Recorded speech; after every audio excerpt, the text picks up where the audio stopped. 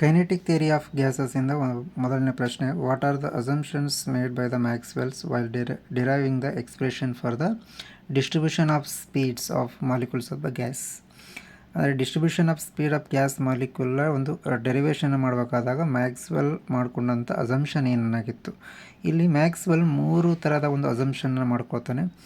ಮೊದಲನೇ ಅಸಂಪ್ಷನ್ ಏನಾಗಿರುತ್ತೆ ಅಂದರೆ, the gas consist of molecules having the velocity ranging from 0 to infinite. ಅಂದರೆ ಆ ಗ್ಯಾಸಿಗೆ ಏನೊಂದು ಮಾಲಿಕ್ಯೂಲ್ನ ಕನ್ಸಿಡರ್ ಮಾಡ್ತೀವಲ್ಲ, ಅದರ ವೆಲಾಸಿಟಿ ಏನಾಗಿರ್ತದೆ, ಅದು 0 to ಇನ್ಫಿನಿಟಿ ಮಟ್ಟ ಅದರ ವೆಲಾಸಿಟಿನ ಹೊಂದಿರ್ತದೆ.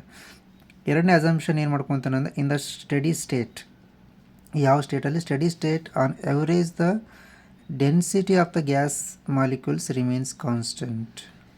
ಸ್ಟಡಿ ಸ್ಟೇಟ್ ಒಳಗಿತ್ತು ಅಂದರೆ ಗ್ಯಾಸ್ ಮಾಲಿಕ್ಯೂಲ್ದು ಡೆನ್ಸಿಟಿ ಏನಾಗಿರ್ತದೆ, ನಮ್ಗೆ ಕಾನ್ಸ್ಟೆಂಟಾಗಿ ಉಳ್ಕೊಂಡಿರ್ತದೆ ಅಂತ ಸೆಕೆಂಡ್ ಅಸಂಪ್ಷನ್ ಮಾಡ್ಕೊತಾನೆ.